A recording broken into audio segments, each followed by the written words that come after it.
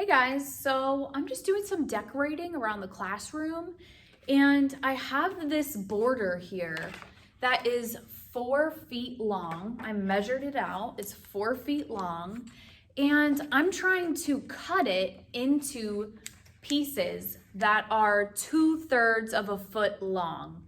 So how many 2/3 of a foot long pieces can I get out of a 4 foot long piece of border? What do you think?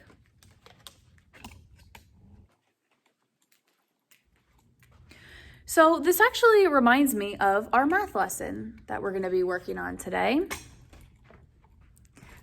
which is going to be dividing fractions. So in this investigation, we're trying to find out how many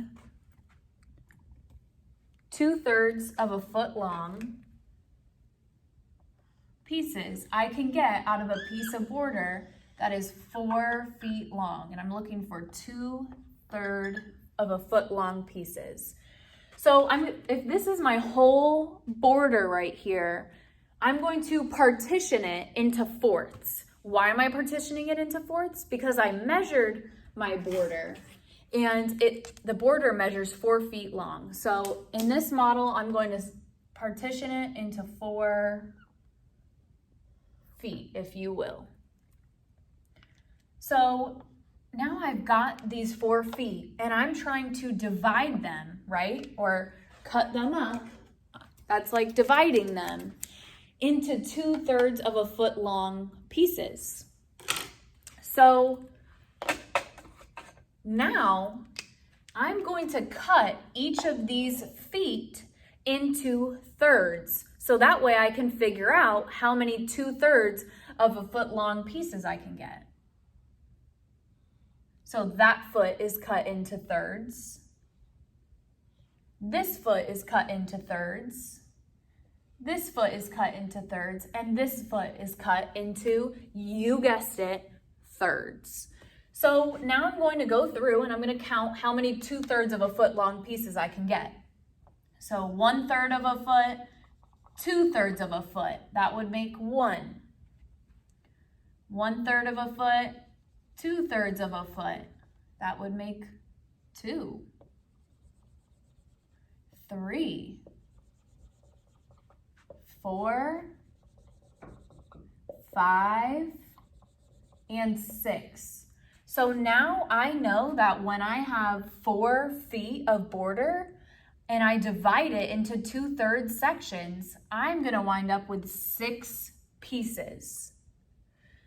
So that was interesting, you might be thinking, but Miss Morris, that's a whole number divided by a fraction. True, but what we know that we learned in 4th grade, maybe 3rd grade, maybe some of us even 5th grade, is that when we look at a whole number, there's an imaginary 1 in the denominator. So this is like saying 4 wholes, right? So 4 over 1 divided by 2 over 3, or 4 wholes divided by 2/3 would give us that 6.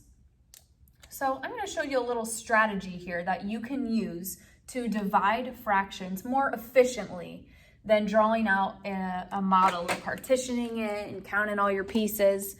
But before I do, let's talk a little bit about some vocabulary. So 2 numbers whose product equals 1 are called reciprocals. You might want to write this down in your notebook.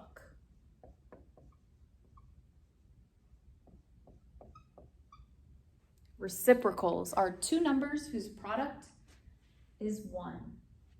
Sometimes they are called multiplicative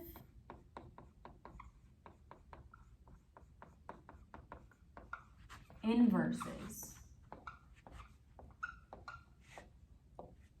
You could see either one of those on your quiz or on your test possibly. So multiplicative inverses, we've heard that word inverse before. I kind of asked you guys about inverses quite often. So inverses with math, you want to think like the opposite. So inverses are kind of like the opposite. So let's look at an example here. If we're starting off with a fraction 3/5, the reciprocal of that, the inverse of that 3/5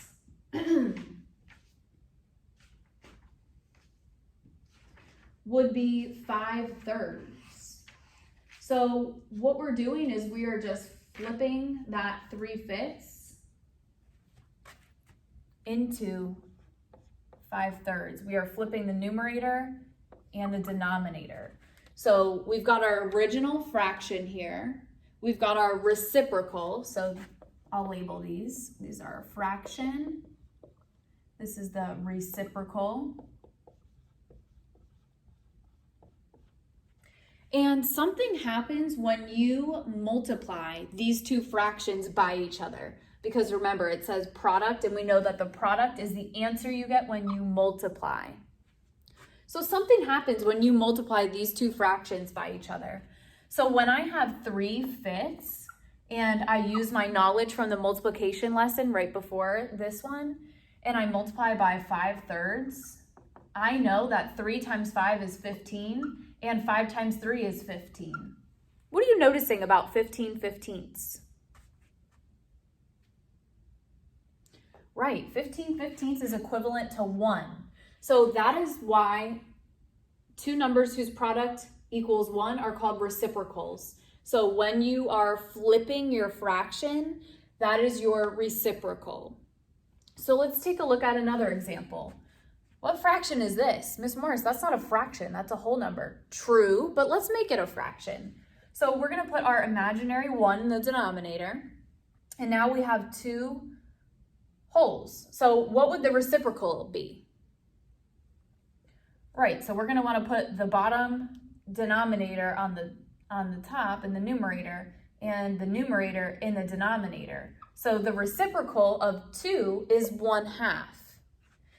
Then I'm going to take my original fraction and multiply it by my reciprocal, and I get 2/2, which is equivalent to 1 whole. All right, Miss Morris, that's cool. I get it. It's Gucci. Nothing crazy. But what do inverses and reciprocals have to do with borders and 2/3 and I don't understand? Well, I'm about to show you. So remember that we talked about multiplicative inverses, and inverse kind of means opposite.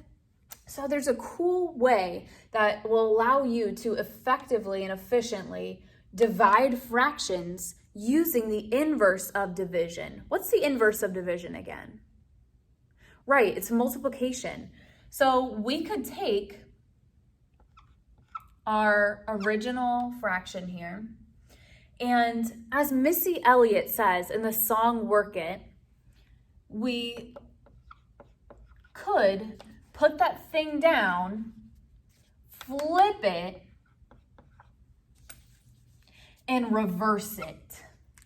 I put that thing down, flip it, and reverse it. I know none of you probably know that song, but that's just how old I am. So when I do 4 times 3, I get 12. And when I do 1 times 2, I get 2. When I simplify 12/2, I get 6. Mind blown. So when I look at these two solutions, these two quotient's the answer you get when you divide, and the quotient and the product here are the same. So when we do our reciprocal here, so you see how the original fraction stayed the same, we did the inverse operation. So instead of division, the inverse, the opposite, would be multiplication. And then we flipped, we did the inverse, the reciprocal of 2/3, which is 3/2. And it checked out to be exactly the same. And that works out because we have opposite and opposite here. And in math, 2 negatives make a positive. So these mathematical rules, they both cancel each other out. Because we're doing 2 opposites, it makes sense, if that makes sense. So let's try out another problem.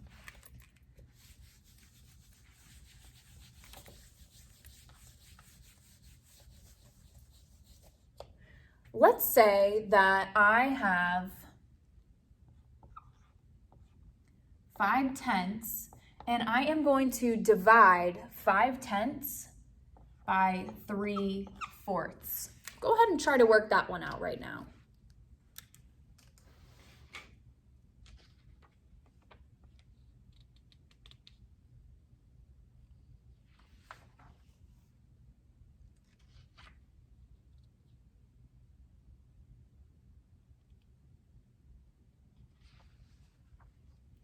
All right, so we know that we are going to use our inverses and our reciprocals.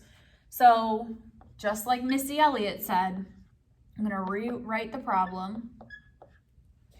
I put that thing down, flip it, and reverse it. 5 times 4 leaves me with 20. 10 times 3 leaves me with 30. If I simplify that, I'm left with 2/3. Easy as that.